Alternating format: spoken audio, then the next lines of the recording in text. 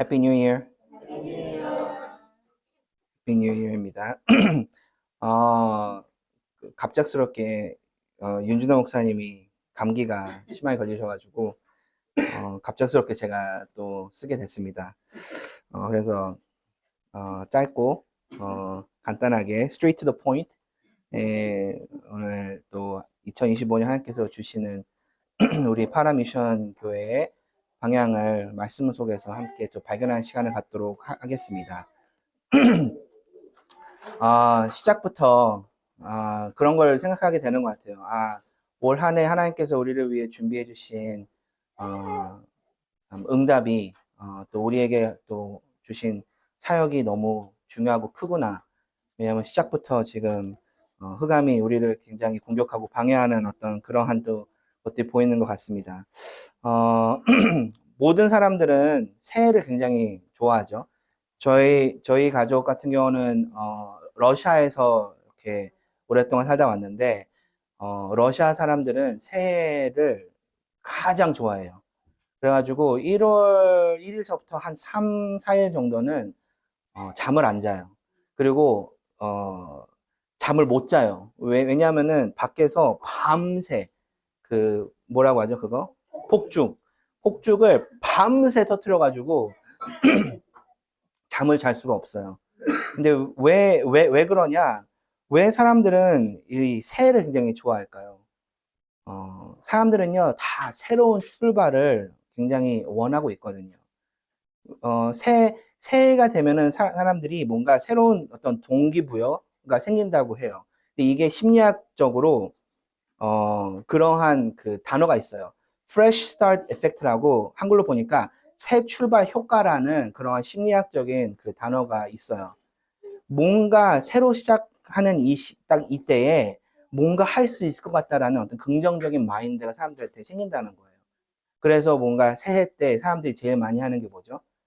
New Year's 그 결단, 그쵸? 새해 결단, 새해 결심.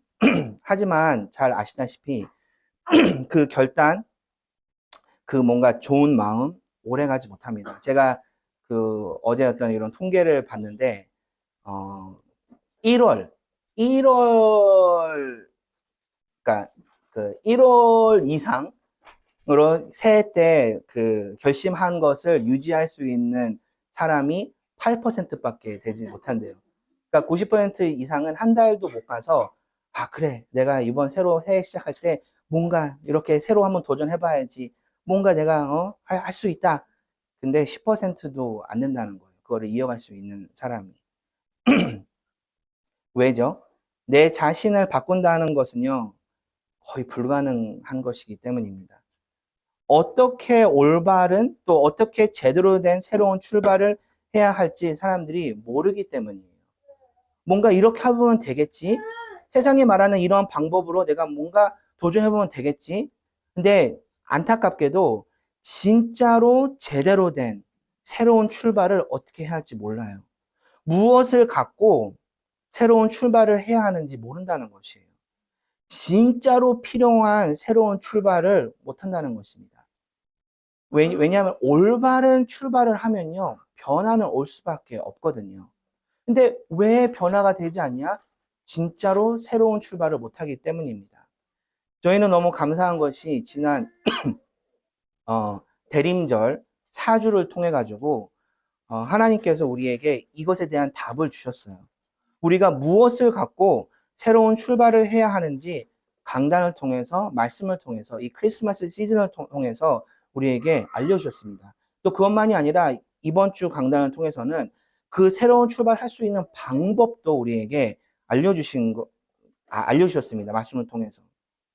그래서 지난 5주간 우리가 받은 강단의 말씀을 통해서 우리는 2025년도에 하나님께서 우리에게 주실 응답, 또 우리를 인도하실 방향이 무엇인지 함께 좀 다시 한번 봐야 되겠습니다. 25년을 이렇게 새로 출발하면서 우리는 무엇을 갖고 새로운 출발을 해야 할까요? 바로 우리가 대림절을 통해서 받은 크리스마스의 주제예요. 뭐였죠? 첫째 주는 소망, 두 번째 주는 평화, 셋째 주는 기쁨, 넷째 주는 사랑. 우리가 새로운 시작을 하면서 무조건 꼭 갖고 있어야 되는 부분이 뭐냐면은 소망이고요. 평화고 기쁨이고 사랑이라는 것입니다.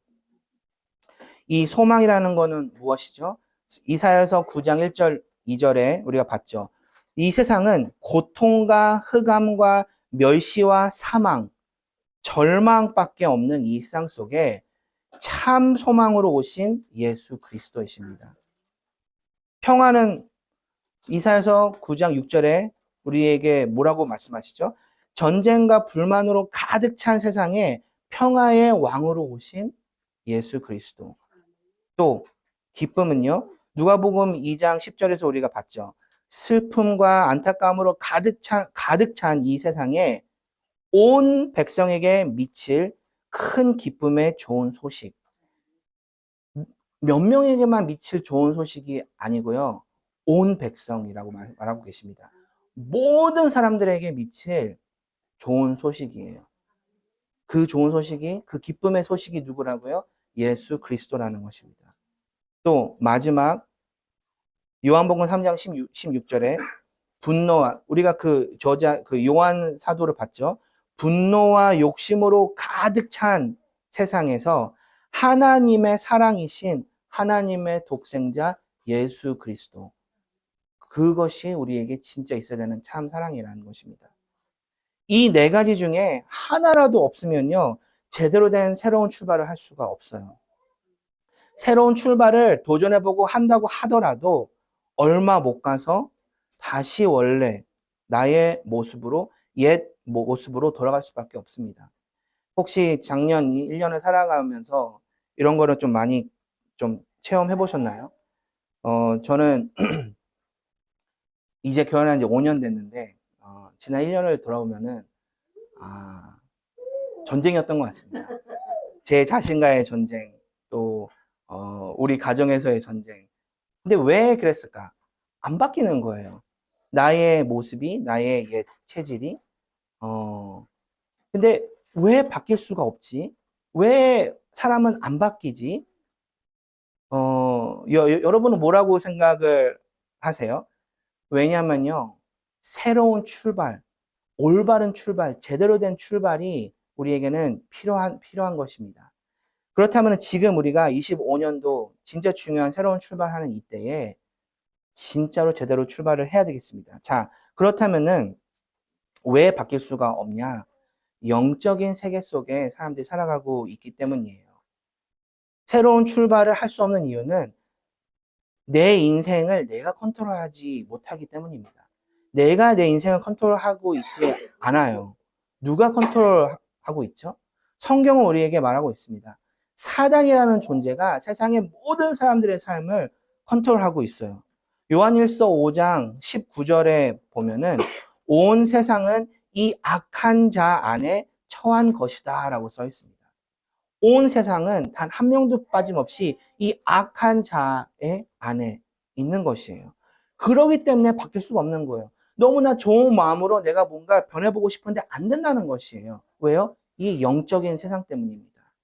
요한복음 12장 31절에는 뭐라고 써있죠? 이 사단은 이 세상의 임금이다 라고 말하고 있습니다. 또 고린도후서 4장 4절에는요. 믿지 아니하는 자들의 마음을 혼미하게 하는 세상의 신이다 라고 말하고 있습니다. 이러한 영적 존재가 지금 세상의 모든 사람들을 컨트롤하고 있다는 것이에요. 그렇기 때문에 아무리 도전을 하고 아무리 노력을 해도 안 된다는 것이에요. 이것을 빨리 깨닫는 것이 중요합니다. 그렇기 때문에 이 사단은 어디로 어떤 결과로 이끌어가죠? 로마서 3장 23절 죄로 모든 사람들이 이끌어가는 것이에요. 로마서 6장 23절 그 죄의 결론인 사망으로 인도한다는 것입니다. 사단은 모든 사람을 죄와 죽음으로 영원한 멸망으로 지금 이끌어가고 있다는 것입니다. 근데 너무나도 감사한 것이 뭐냐면 우리에게 크리스마스 시즌을 통해 가지고 하나님께서 우리에게 참된 언약을, 참된 복음을 우리에게 허락하신 거예요. 이 사단과 죄와 죽음을 이길 수 있는 유일한 분은 하나님의 독생자 예수 그리스도라는 것입니다. 히브리서 2장 14절에 이렇게 기록하고 있습니다. 죽음의 세력을 잡은 자, 곧 마귀를 멸하셨다라고 말씀하십니다. 그 마귀가 그 사망과 그 죄와 그 영원한 멸망 갖다 주는데 그 사단을 이긴 분은 오직 예수 그리스도밖에 없다는 것이에요. 그냥 예수 그리스도가 아니고요. 죽음의 세력을 잡은 자, 곧 마귀를 멸하신 예수 그리스도이십니다. 그래서 오직 예수 그리스도만이 세상이 주는 것과 다른 것을 주는 분이에요. 오직 예수 그리스도만이 진짜 소망, 진짜 평화, 진짜 기쁨, 진짜 사랑을 주신다는 것입니다. 요한복음 14장 27절에 이렇게 써 있습니다.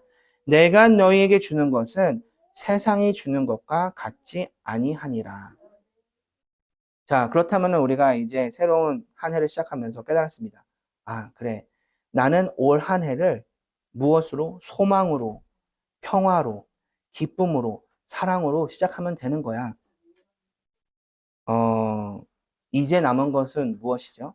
지금 말씀드린 이 예수 그리스도를 내 것으로 만드는 것밖에 없어요. 내 것으로 만들지 못하면 어떻게 되죠? 내 삶은요, 이 응답을 못 누리게 되는 것입니다. 왜 오랜 시간 동안 신앙생활을 하지만 왜 변하지 못하냐? 왜냐하면요, 진짜 이 올바른 것을 붙잡고 이 올바른 시작을 못했기 때문인데, 그래서 우리가 이것을 내 것으로 만들기 위한 그 방법을 우리가 제대로 알아야 되는 것이에요. 아, 그래. 예수는 그리스도야. 모든 문제 해결자야. 우리가 얼마나 오랫동안 이것을 고백했습니까? 근데 이것이 간접적으로 나에게 그냥 지식적으로 있는 그 예수 그리스도가 아니고요. 내 것으로, 나의 그리스도로, 나의 인격적인 나와 만남이 있는 그리스도로 그 만남이 있어야 된다는 것입니다. 자, 그러기 위해서는 우리가 어떻게 이거를 해야 하죠? 지난이 아니라 이번 주 주일 강단을 생각해 보세요. 이번 주 주일 강단에 이 방법이 우리에게 주어졌습니다. 뭐냐면요. 그 대림절 4주 메시지의 결론이 항상 무엇이었는지 기억하시나요? 소망, 평화, 기쁨, 사랑 모든 말씀의 결론은 딱 하나였어요. 말씀 운동이었습니다. 그리스도 중심의 말씀 운동이 내 삶 속에서 일어나야만 한다. 그리스도 중심의 이 성경이 내 삶 속에 넘쳐나야 한다. 그래서 이번 주 주일 강단의 말씀이 무엇이었죠? 두란노 운동, 말씀 운동의 축복이었습니다. 자, 우리에게 벌써 25년도에 우리가 받을 응답이 강단의 흐름 속에서 우리에게 지금까지 이렇게 쭉 정리가 되어진 것이에요. 말씀 운동. 근데 그냥 말씀 운동이 아니라 그리스도 중심의 말씀 운동이라는 것입니다. 자, 그렇다면은 우리 파라 미션 교회가 또 우리 교회 모든 성도분들이 25년도에 함께 받을 응답, 이 올바른 시작을 위해 무엇을 해야 된다는 것이죠? 성경으로 돌아가자. 오늘 말씀의 제목이 뭐냐면요. Back to the Bible이에요. 근데 그냥 Back to the Bible이 아닙니다. Back to the Bible 한 다음에 느낌표가 있어요. 이게 왜 느낌표가 있냐? 내 삶의 모든 부분을 이것에다 방향을 맞추자라는 것입니다. Back to the Bible입니다.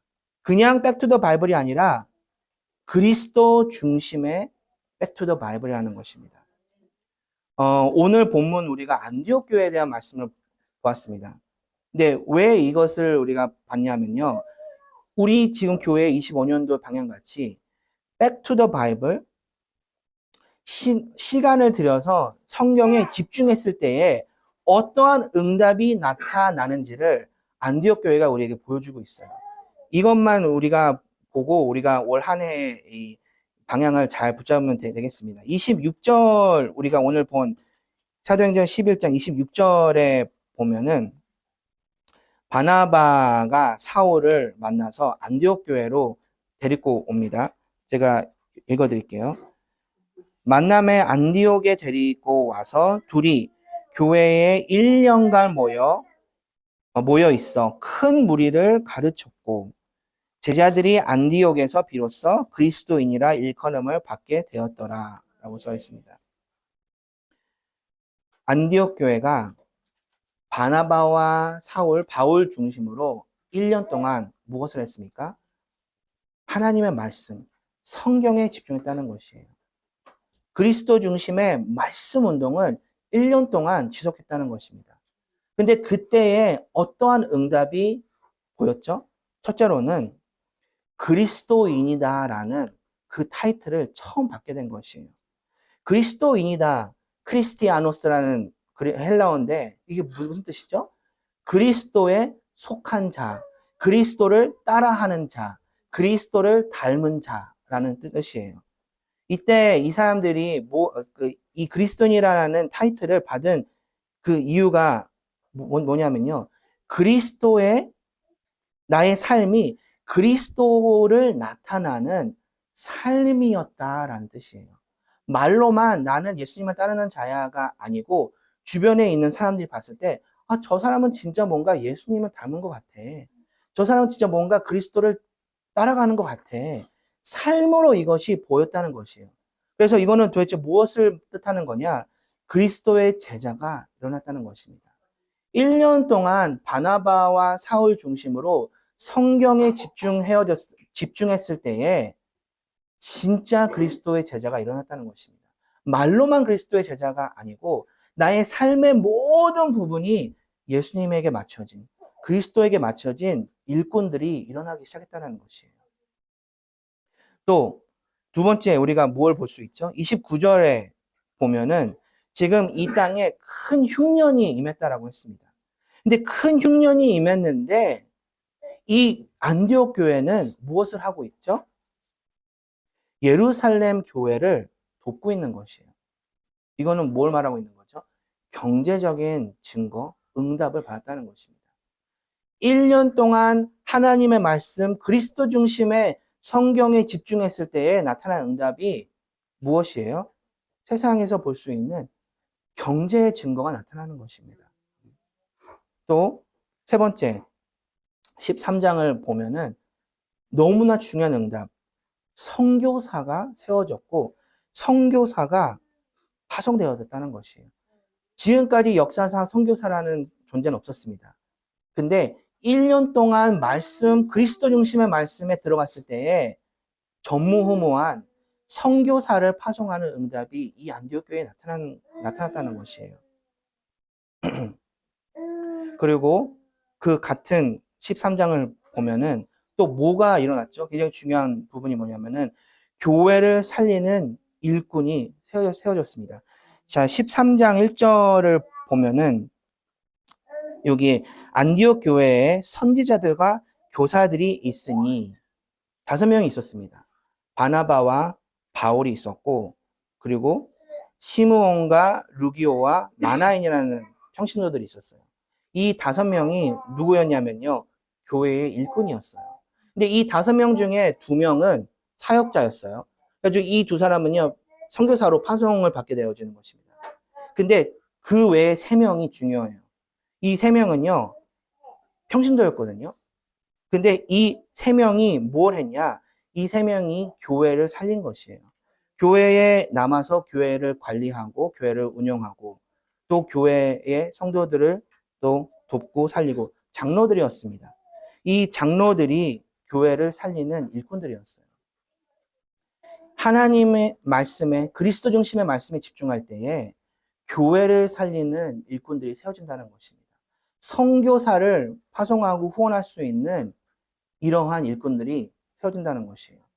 그거 혹시 아시나요? 언더우드 선교사가 한국에 파송을 받았을 때에 한국에서 여러 재단을 세우고 엄청난 선교 활동을 했습니다. 교회를 세우고 병원을 세우고 학교를 세우고. 근데 언더우드 선교사의 그런 사역을 할 수 있었던 이유가 뭔지 아세요? 언더우드 선교사한테 형이 있었어요. 근데 그 형은 뭘로 유명하냐면요. 언더우드 타이프라이터 컴퍼니가 있었습니다.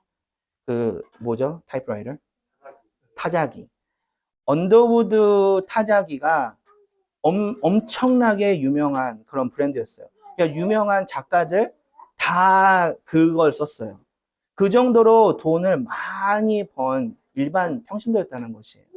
근데 그 평신도가 경제적인 후원을 해줄 수 있었기 때문에 언더우드는 한국을 와서 한국에서 선교 활동을 할 수 있었다는 것입니다. 이거 지금 바나바와 사울도 마찬가지예요. 이 안디옥 교회에 시므온과 루기오와 마나인이라고 하는 평신도들이 교회를 살리고 경제적인 후원을 해줄 수 있었기 때문에 바나바와 사울이 세계 선교를 할 수 있었다는 것입니다.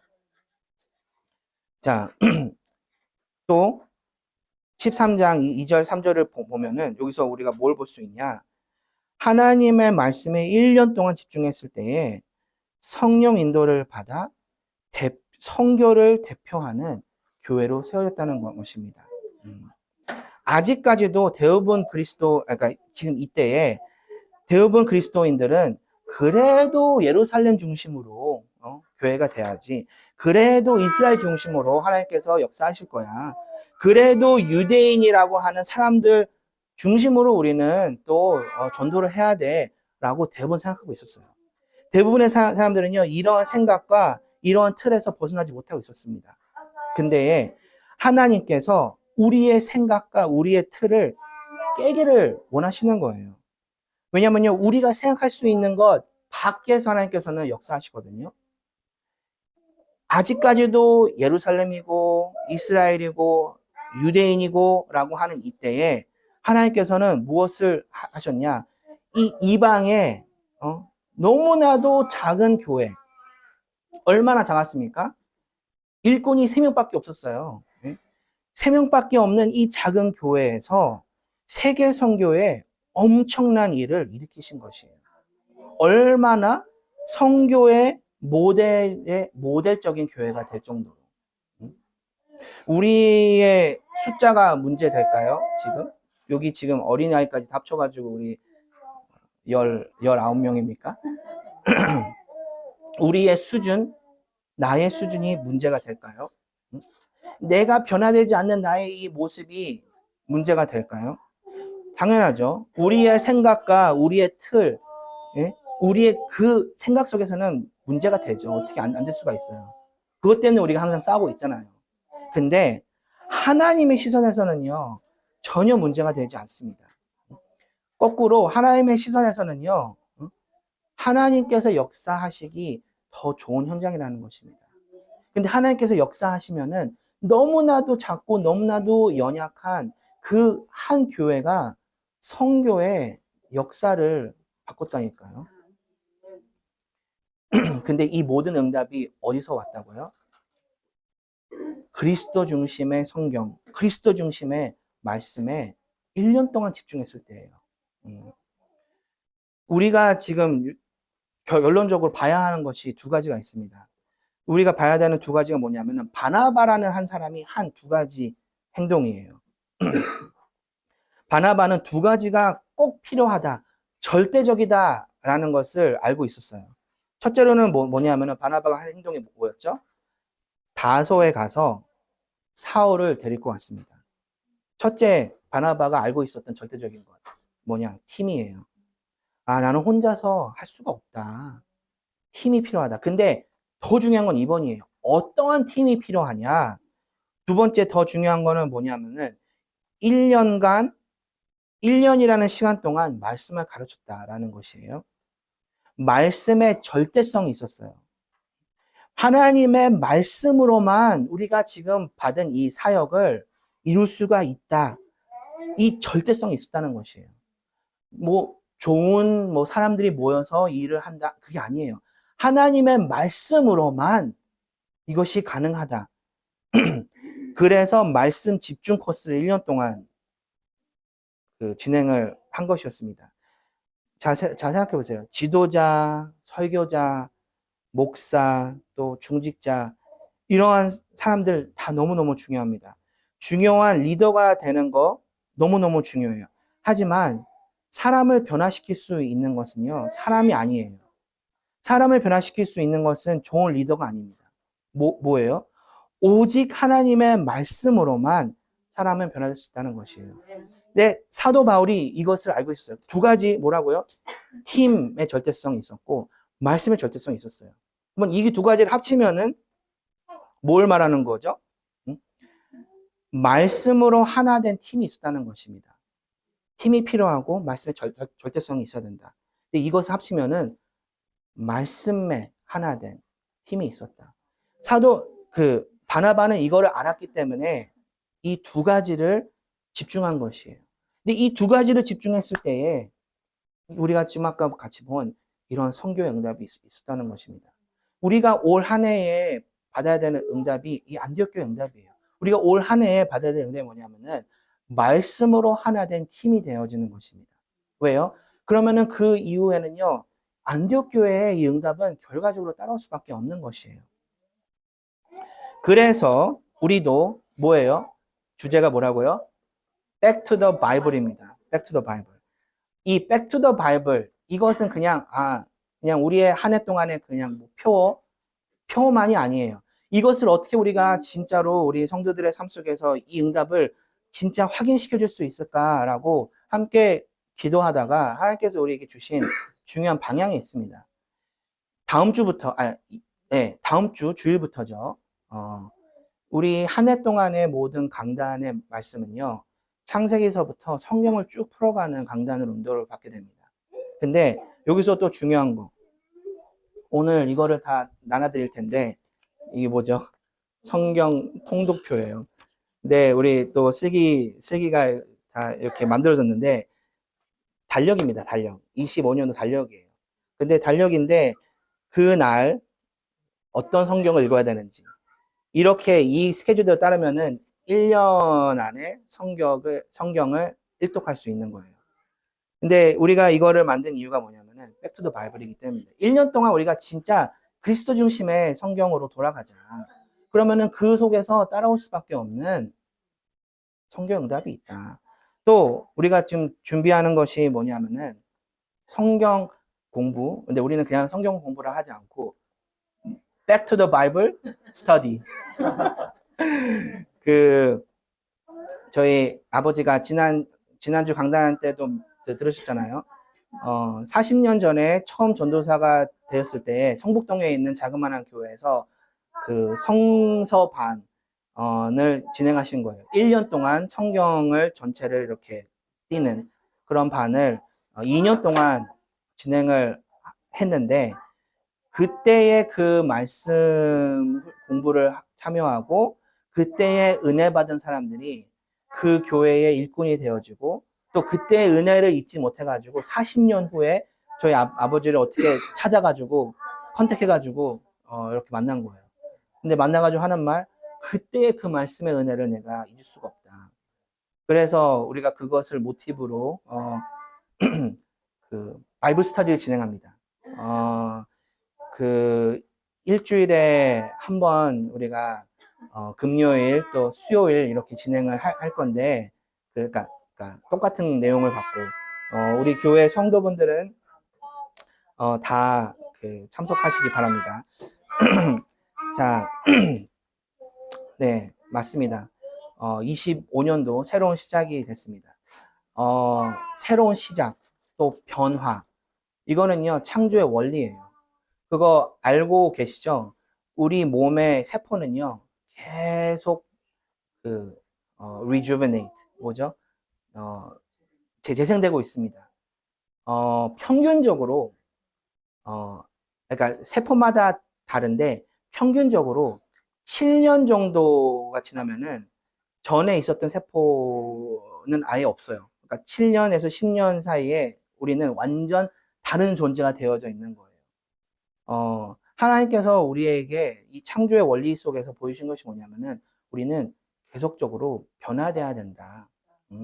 계속적으로 하나님께서 원하시는 모습으로 갱신되어져야 되고 성화되어져야 된다라고 말씀하십니다.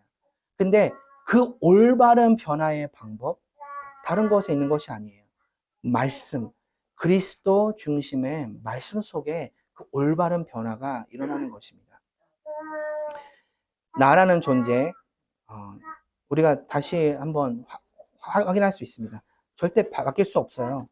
나는 절대 이 하나님의 성교를 담을 수 있는 그릇으로 내가 키워질 수가 없는 존재예요.